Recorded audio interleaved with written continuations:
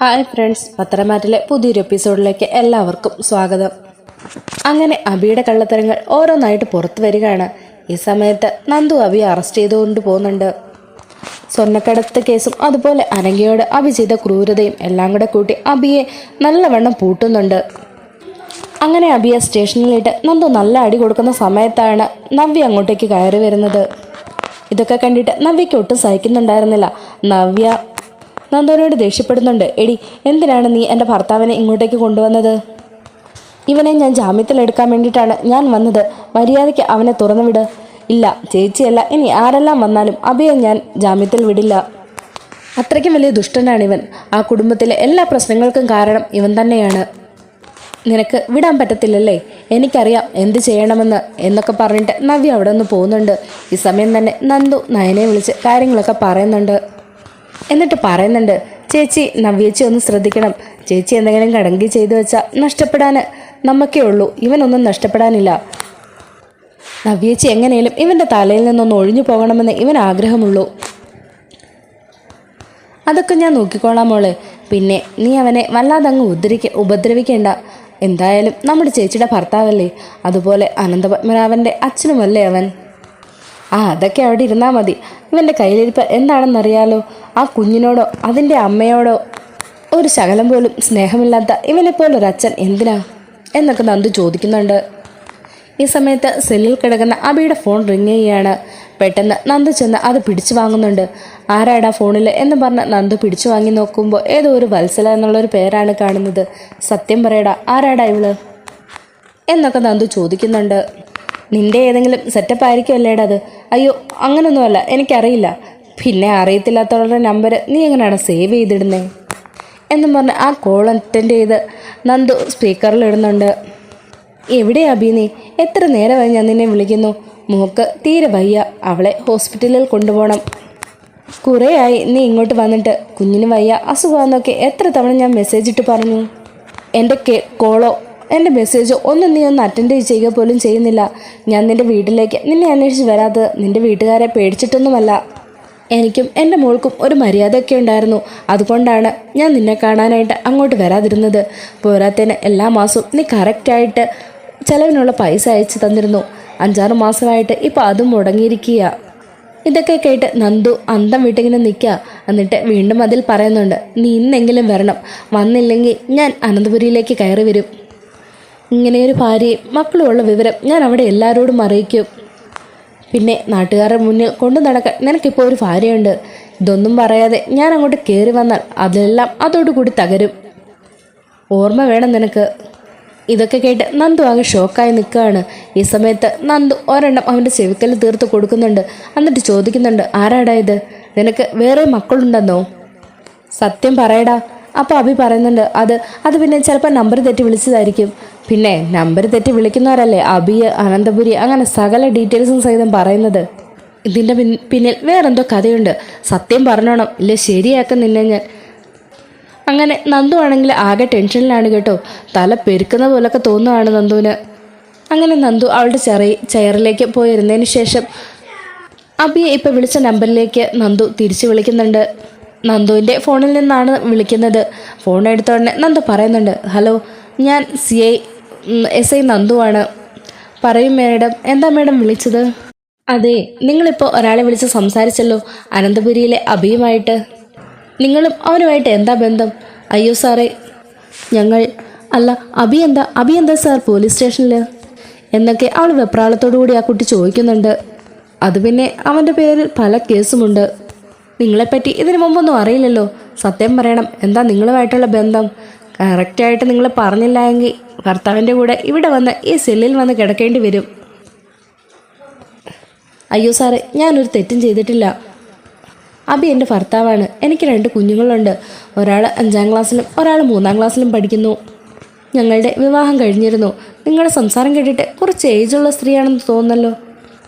അതെ, എൻ്റെ ഭർത്താവ് എന്നെ ഉപേക്ഷിച്ച് പോയതാണ്. ആ സമയത്ത് അബിസാറാണ് എന്നെ സഹായിക്കാനായിട്ട് എത്തിയത്. അങ്ങനെ നാട്ടുകാരെല്ലാവരും കൂടി ഞങ്ങളെ വിവാഹം കഴിപ്പിച്ചു. അത് ഞങ്ങൾ രജിസ്റ്ററും ചെയ്തു. അബിയുടെ കുഞ്ഞുങ്ങളാണ് ഇപ്പോൾ എൻ്റെ കൂടെയുള്ളത്. ഓ, അങ്ങനെയാണ് കാര്യങ്ങളൊക്കെ. അപ്പോൾ അബിയുടെ വേറൊരു സെറ്റപ്പാണല്ലേ? അയ്യോ സാർ, അങ്ങനെയൊന്നും പറയരുത്. ആ അതെന്തെങ്കിലും ആയിക്കോട്ടെ, എനിക്ക് നിങ്ങളെ ഒന്ന് നേരിട്ട് കാണണമല്ലോ. അങ്ങനെ നന്ദു നേരിട്ട് അവിടെ എത്തി കാര്യങ്ങളൊക്കെ അന്വേഷിക്കുന്നുണ്ട്. അപ്പോൾ മനസ്സിലാവുന്നുണ്ട് ആ സ്ത്രീയുടെ ഭർത്താവ് നേരത്തെ മരിച്ചുപോയതാണ്. അങ്ങനെ അബിയുമായിട്ട് അവൾ പ്രണയബന്ധത്തിലാകുന്നതാണ്. അബി പലപ്പോഴും അവിടെ പോവുകയും അവരെ പല കാര്യത്തിനും സഹായിക്കുകയൊക്കെ ചെയ്തിരുന്നു. അങ്ങനെ അവരും അബിയുടെ ചതിയിൽ പെടുകയായിരുന്നു. രണ്ടു മക്കളായതിനു ശേഷം അബി അങ്ങോട്ട് പോവുകയോ അവരെ വിളിച്ചാൽ ഫോൺ എടുക്കുകയോ പോലും ചെയ്യാതായി. അങ്ങനെ എപ്പോഴെങ്കിലുമൊക്കെ കുറേ കാശ് അയച്ചു കൊടുക്കും. അങ്ങനെയാണ് അവർ കഴിഞ്ഞു പോകുന്നത്. ഓഹോ, അപ്പോൾ അബിക്ക് ഇങ്ങനെ കുറേ സെറ്റപ്പ് ആരും അറിയാതുണ്ടായിരുന്നല്ലേ. ഇതൊന്നും പോരാഞ്ഞിട്ട് അവന് വീട്ടിൽ ഒരു ഭാര്യയുണ്ട്. അത് എൻ്റെ സ്വന്തം ചേച്ചിയാണ്. അയ്യോ മേഡം, ഇതൊന്നും എനിക്കറിയില്ലായിരുന്നു. വീട്ടുകാർ നിർബന്ധിച്ചപ്പോൾ അവരുടെ നിർബന്ധപ്രകാരം ഒരു പെൺകുട്ടിയുടെ കഴുത്തിൽ താലി കെട്ടിയെന്നുള്ള വിവരം എനിക്കറിയാം, അല്ലാതെ മറ്റൊരു കാര്യം എനിക്കറിയില്ല എന്നിങ്ങനെ പറയാണ്. അബിയെക്കാട്ടിലും ഏജുള്ളൊരു സ്ത്രീയായിരുന്നു കേട്ടോ അത്. എന്തായാലും നിങ്ങളെക്കുറിച്ച് അറിഞ്ഞത് നന്നായി എന്നിങ്ങനെ നന്ദു പറയുന്നുണ്ട്. അപ്പോൾ അവർ പറയുന്നുണ്ട്, അത് പിന്നെ അവൻ ഇത്രയ്ക്കും ദുഷ്ടനായിരുന്നു എന്ന് എനിക്കറിയില്ലായിരുന്നു മേഡം. എന്തായാലും എൻ്റെ ചേച്ചിക്ക് സമാധാനം വേണം. എൻ്റെ ചേച്ചി ചതിക്കപ്പെട്ടു. അവന് മറ്റൊരു ഭാര്യയുമുണ്ട്, ഒരു കുഞ്ഞുമുണ്ട്. അവൻ വിവാഹമൊന്നും കഴിച്ചില്ല. അവൾ ഗർഭിണിയായിരുന്നപ്പോൾ അവൻ അവളെ ഉപേക്ഷിച്ചു. അങ്ങനെ വർഷങ്ങൾക്ക് ശേഷം അവൾ ആ കുഞ്ഞുമായി തിരികെ എത്തി. അതിന് അവൻ അവളെ കൊല്ലാൻ ശ്രമിച്ചു. പക്ഷേ ആ കുഞ്ഞിപ്പോൾ എൻ്റെ ഏട്ടൻ്റെ കുഞ്ഞാന്നും പറഞ്ഞ് ഞങ്ങളുടെ വീട്ടിലുണ്ട് എന്നൊക്കെ നന്ദു പറയണേ കേട്ടോ. അവൻ ഇത്ര ദുഷ്ടമാണെങ്കിൽ എന്ത് ചെയ്യണമെന്ന് എനിക്കറിയാം എന്നിങ്ങനെ പറയുന്നുണ്ട്. അങ്ങനെ ആ സ്ത്രീ ഒരു ഉറച്ച തീരുമാനം എടുക്കുകയാണ്. നാളെ എന്തായാലും അനന്തപുരിയിലേക്ക് പോകണം. അവിടെ ചെന്ന് എൻ്റെയും എൻ്റെ മക്കളുടെയും കാര്യം അനന്തമൂർത്തി സാറിനോട് പറയണം. അവൻ ഇത്രയ്ക്കും ചതിയനാണെന്ന് എനിക്കറിയില്ലായിരുന്നു. എന്തായാലും എൻ്റെ കുഞ്ഞുങ്ങളുടെ അവകാശം ഞാൻ ചോദിച്ചു തന്നെ വാങ്ങും. എന്തൊക്കെയായാലും ഈ കുഞ്ഞുങ്ങൾ അവൻ്റെ ചോരയിലുണ്ടായത് തന്നെയല്ലേ. അങ്ങനെ ആ സ്ത്രീ പിറ്റേ ദിവസം നേരെ പോകുന്നത് അനന്തപുരിയിലേക്കാണ് കേട്ടോ. രണ്ട് കുഞ്ഞുങ്ങളുടെ കൈ പിടിച്ച് ആ വീട്ടിലേക്ക് അനന്തപുരിയിലേക്ക് കയറി വരുന്ന ആ സ്ത്രീയെ കാണുമ്പോൾ ദേവയാനി ആദ്യം വിചാരിക്കുന്നത് എന്തെങ്കിലും സഹായം അഭ്യർത്ഥിച്ചു വരുന്ന സ്ത്രീയാണെന്നാണ്. ആരാ, എന്തു വേണം? എന്തെങ്കിലും സഹായം വേണമെങ്കിൽ ഞങ്ങളുടെ സ്ഥാപനത്തിലേക്കോ അല്ലെ ഓഫീസിലേക്കോ എല്ലാം വന്നാൽ മതിയായിരുന്നല്ലോ എന്നിങ്ങനെ ദേവയാനി പറയുകയാണ്. അപ്പോൾ ആ സ്ത്രീ പറയുന്നുണ്ട്, അയ്യോ, ഞാൻ സഹായം അഭ്യർത്ഥിച്ച് വന്നതല്ല. എൻ്റെ കുട്ടികളുടെ അച്ഛനെ കാണാൻ വന്നതാ. നിങ്ങളുടെ കുട്ടികളുടെ അച്ഛനോ? നിങ്ങൾക്ക് എന്തു പറ്റി? അതെ, അബിസാറാണ് എൻ്റെ കുഞ്ഞുങ്ങളുടെ അച്ഛൻ. അബിയോ? അതെ, അബിസാറാണ് എൻ്റെ ഈ രണ്ട് പെമ്മക്കളുടെയും അച്ഛൻ. അദ്ദേഹം ഒരുപാട് നാളായി എൻ്റെ ഒരിക്കലേക്ക് വന്നിട്ട്. ചിലവിന് എന്തെങ്കിലുമൊക്കെ തന്നിട്ടും എൻ്റെ കുഞ്ഞുമോൾക്ക് തീരെ വയ്യ. ഉടനെ ഒരു ഓപ്പറേഷൻ വേണമെന്നാണ് പറയുന്നത്.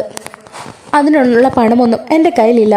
ഇതൊക്കെ കേട്ടോണ്ട് അങ്ങോട്ടേക്ക് വന്ന ജലജയും നവ്യയും ആകെ ഞെട്ടി നിൽക്കുകയാണ്.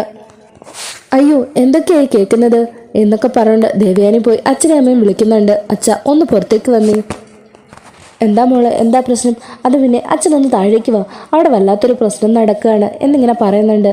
അങ്ങനെ മുത്തശ്ശനും മുത്തശ്ശിയും എല്ലാവരും താഴേക്ക് എത്തുന്നുണ്ട്. നിങ്ങൾ ആരാ? നിങ്ങൾ എന്തൊക്കെയായി പറയുന്നത്? അബിയുടെ ഭാര്യ ഞാനാണ്. ഇത് അബിയുടെ കുഞ്ഞും. നിങ്ങൾ എവിടെ നിന്നെങ്കിലുമൊക്കെ വന്നിട്ട് അബിയുടെ കുഞ്ഞ എന്ന് പറഞ്ഞാൽ ഞങ്ങളിതെങ്ങനെ വിശ്വസിക്കാനാണ്? ഇത് നവ്യമോളല്ലേ? ഇങ്ങനൊരു ഭാര്യ അവൻ്റെ വീട്ടിലുണ്ടെന്നുള്ള വിവരം അവൻ എന്നോട് പറഞ്ഞിട്ടുണ്ട്. നിങ്ങളത് വിശ്വസിക്കില്ല എന്നറിയാം. നിങ്ങൾ എൻ്റെ ഈ മക്കളുടെ മുഖത്തേക്ക് നോക്ക്. അബിയുടെ അതേ മുഖച്ഛായ തന്നെയല്ലേ? എൻ്റെ രണ്ട് കുഞ്ഞുങ്ങളാണ് സത്യം. അബിയാണ് എൻ്റെ ഭർത്താവ്. ഈ കുഞ്ഞുങ്ങളുടെ അച്ഛൻ എന്നും പറഞ്ഞ് അവരവരുടെ ബാഗിൽ നിന്ന് അവരുടെ മാരേജ് സർട്ടിഫിക്കറ്റ് എടുത്ത് കാണിക്കുന്നുണ്ട് നവ്യനെ. നോക്ക്, ഇതാണ് ഞങ്ങളുടെ മാരേജ് സർട്ടിഫിക്കറ്റ്. ഇതിനകത്ത് 2013 ഞങ്ങളുടെ വിവാഹം കഴിഞ്ഞത്. 2013? നിങ്ങൾ എന്തൊക്കെയായി പറയുന്നേ? നിങ്ങളെ കണ്ട അവനെക്കാട്ടിലും ഒരുപാട് ഏജ് തോന്നിക്കുന്നുണ്ടല്ലോ. അതെ, എൻ്റെ ഭർത്താവ് മരിച്ചതാ. അവൻ എന്നെ ചതിച്ചതാണ്. അങ്ങനെ നാട്ടുകാരെല്ലാവരും കൂടെ ഞങ്ങളെ പിടിച്ച് കെട്ടിച്ചതാണ് എന്നൊക്കെ പറഞ്ഞുകൊണ്ട് തന്നെ ആ സ്ത്രീ കരയാൻ തുടങ്ങിയിരുന്നത് കേട്ടോ. ഇത്രയും വർഷം മുമ്പ് നന്നേ ചെറുപ്പത്തിൽ അവൻ എങ്ങനെ വിവാഹം കഴിക്കാൻ പറ്റി എന്നുള്ള സംശയം എല്ലാവരുടെയും മുന്നിൽ വരികയാണ്. അബി ഒരു ചതിയനും ഒരു ക്രൂരനുമായ മനുഷ്യനാണെന്നുള്ള വിവരം അവർക്കെല്ലാം ബോധ്യമാവുകയാണ്. ഇവനെ പോലൊരു ചതിയനെ ഞാൻ വിശ്വസിച്ചു പോയല്ലോ എന്നൊക്കെ പറഞ്ഞ് നവ്യ കരയാണ്. അപ്പോൾ നയന പറയുന്നുണ്ട്, ചേച്ചി ഇതൊക്കെ വിശ്വസിച്ചേ പറ്റുള്ളൂ. അവന് ഇതല്ല, ഇതുപോലെ വേറെയും പല ബന്ധങ്ങളുമുണ്ട്. ഇല്ല, ഞാനിതൊന്നും വിശ്വസിക്കത്തില്ല. നീയും നന്ദും കൂടെ ചേർന്ന് നടത്തുന്ന നാടകമാണിതൊക്കെ. അവനെ എങ്ങനെയെങ്കിലും തരം താഴ്ത്തണം. അതാണ് നിങ്ങളുടെ രണ്ടുപേരുടെ ഇപ്പോഴത്തെ ലക്ഷ്യം. നയന പറയുന്നുണ്ട്, അല്ല ചേച്ചി, ഇതെല്ലാം സത്യമാണ്. അനങ്കയുടെ കുഞ്ഞ് ചന്തുമോളുടെ അച്ഛനും അഭി തന്നെയാണ്. അനങ്കയെ ഈ പരുവത്തിൽ ആക്കിയതും അഭി തന്നെയാണ് എന്നൊക്കെ നയന പറയാണ്. ചേച്ചി കരുതുന്നത് പോലെ അഭി അത്ര നല്ലവനൊന്നുമല്ല. അഭിയും അവൻ്റെ അമ്മ ജലജയും കൂടെ ചേച്ചിയെ പറ്റിച്ചോണ്ടിരിക്കുകയാണ്. അങ്ങനെ നവ്യ ആകെ തകർന്ന് തരിപ്പണമായി നിൽക്കുകയാണ്. എല്ലാ സത്യങ്ങളും ഓരോന്നോരോന്നായി അവരുടെ മുന്നിൽ ഇങ്ങനെ ചുരുളഴിയുകയാണ്. ആദ്യമൊക്കെ നവ്യ എല്ലാം എതിർത്തെങ്കിലും പിന്നീട് അവൾക്ക് കാര്യങ്ങളൊക്കെ മനസ്സിലായി തുടങ്ങുന്നുണ്ട്. അങ്ങനെ ആ സ്ത്രീയോട് അവിടെ നിന്ന് പോകാൻ മുത്തശ്ശൻ ആവശ്യപ്പെടുന്നുണ്ട്. നിങ്ങൾക്ക് വീട് വെക്കാനും അതുപോലെ കുഞ്ഞിൻ്റെ ചികിത്സയ്ക്കും അങ്ങനെ ആവശ്യമുള്ള കാശെല്ലാം അനന്തമൂർത്തി ഇനി തരും. ഇനി ഇതും പറഞ്ഞ് ഇങ്ങോട്ടേക്ക് വന്നേക്കരുത് എന്നിങ്ങനെ പാണിങ്ങി കൊടുത്ത് അവരെ പറഞ്ഞു വിടുകയാണ്. അതുപോലെ നിങ്ങൾക്ക് എന്തെങ്കിലും തീരുമാനമെടുക്കണമെങ്കിൽ അഭിയെ നേരിട്ട് കണ്ട് തീരുമാനിച്ചോണം. ഇത് പിന്നെ അഭിയുടെ അമ്മയാണ്, അവളോടും ചോദിക്കാം. അല്ലാതെ അഭിയും ഈ കുടുംബവുമായിട്ട് ഇനി യാതൊരു ബന്ധവുമില്ല. നിങ്ങൾ ഒന്നിച്ച് ജീവിക്കോ മരിക്കോ എന്താണെന്ന് വെച്ചാൽ ചെയ്തോ. ഇനി മേല ഈ പടി കടന്ന് ഇങ്ങോട്ട് വരരുതെന്ന് മുത്തശ്ശൻ വാണിംഗ് കൊടുത്ത് വിടുന്നുണ്ട്. അത് പിന്നെ മൂർത്തി സാറേ, ഞാനിതൊന്നും അറിഞ്ഞോട് ചെയ്തതല്ല. അവൻ എന്നെ ചതിക്കായിരുന്നു. അവൻ്റെ ചതിയിൽ ഞാൻ പെട്ടുപോയതാണ്. പക്ഷേ എൻ്റെ കുഞ്ഞുങ്ങൾക്ക് ജീവിക്കേണ്ടേ?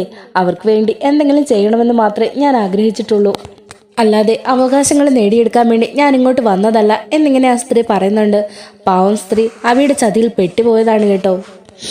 അങ്ങനെ നവ്യ ഇരുന്ന് പൊട്ടിക്കരയുകയാണ്. ഇതേപോലെ നീചനായ ഒരുത്തനെ എനിക്കെൻ്റെ ഭർത്താവായിട്ട് വേണ്ട, അവനെ ഞാൻ കൊല്ലും എന്നൊക്കെ നവ്യ പറയാണ്.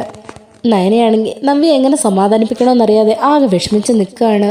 മുത്തശ്ശി വന്ന് നവ്യയുടെ തലയിൽ തലോടിക്കൊണ്ട് പറയുന്നുണ്ട്, മോളെ മോളെ നിന്നോടെന്നും ഞങ്ങൾക്ക് സഹതാപവും സ്നേഹവും മാത്രമേ ഉണ്ടായിട്ടുള്ളൂ. അഭി അവൻ ചതിയനാണ്. അവനെ പോലൊരു ഭർത്താവിനെ ഇനി നിനക്ക് വേണ്ട. അവനെപ്പോലൊരുത്തനെ കൂടെ ഭർത്താവാന്നും പറഞ്ഞ് കൊണ്ട് നടക്കുന്നതിലും നല്ലത് ഭർത്താവില്ല എന്ന് പറഞ്ഞ് അന്തസ്സോടെ ജീവിക്കുന്നത് തന്നെയാണ്. പിന്നെ നിനക്കും അനന്തപത്മനാഭനും ഒരിക്കലും ഈ വീട്ടിൽ നിന്ന് പുറത്തു പോകേണ്ടി വരികയില്ല. ഒരിക്കലും ഇവിടെ നിന്നും പുറത്തേക്ക് പോകേണ്ടി വരികയില്ല. പക്ഷേ അഭിയെയും അവൻ്റെ അമ്മയെയും ഇനി ഈ വീട്ടിൽ കേട്ടില്ല. അവർ എവിടെയാണെന്ന് വെച്ചാൽ പോയിക്കോട്ടെ എന്നിങ്ങനെ പറഞ്ഞ് നവ്യ ആശ്വസിപ്പിക്കുന്നുണ്ട്. ജലജയോട് ഇനി ഈ വീട്ടിൽ കയറി പോകരുതെന്ന് മുത്തശ്ശൻ പറയുന്നുണ്ട്. അങ്ങനെ ജലജയും അഭിയെയും അനന്തപുരിയിൽ നിന്ന് പടിയടച്ച് പിണ്ടം വെക്കുന്നുണ്ട്. അനന്തശേഷം നവ്യയും കുഞ്ഞും ആ വീട്ടിൽ തന്നെയാണ് താമസിക്കുന്നത്. ഇടയ്ക്കിടയ്ക്ക് അവൾ അവളുടെ വീട്ടിലേക്ക് പോകുന്നുണ്ട്. അവൾ പറയുന്നുണ്ട്, ഞാനിനി എന്തിന് ഈ വീട്ടിൽ നിൽക്കണം? എൻ്റെ അനിയത്തിയെ വിവാഹം കഴിപ്പിച്ചയച്ച വീട് എന്നുള്ളൊരു ബന്ധമല്ലേ ഇനി ഞാനും ഈ വീടുമായിട്ടുള്ളൂ. എൻ്റെ അച്ഛൻ്റെ അമ്മയുടെ കൂടെ കഴിയുമ്പോഴാണ് ഇപ്പം നവ്യയ്ക്ക് ഒരാശ്വാസമൊക്കെ ആയിട്ട് തോന്നുന്നത്. അങ്ങനെ നവ്യ മനസ്സിലൊരു ഉറച്ച തീരുമാനം എടുക്കുന്നുണ്ട്. തൻ്റെ കുഞ്ഞിനെയും ചതിച്ച ആ അവനെ ഒരിക്കലും ജീവനോടെ സമാധാനത്തോടെ ജീവിക്കാൻ അവൾ അനുവദിക്കില്ല. അങ്ങനെ ഒരു ബന്ധവുമില്ലാത്ത വീട്ടിൽ ഇനി തുടരുന്നില്ല എന്നുള്ള തീരുമാനത്തിൽ നവ്യ തിരികെ വീട്ടിലേക്ക് എത്തുന്നുണ്ട്. അവളുടെ അച്ഛനും അമ്മയുടെയും കൂടെ താമസിക്കുവാണ്.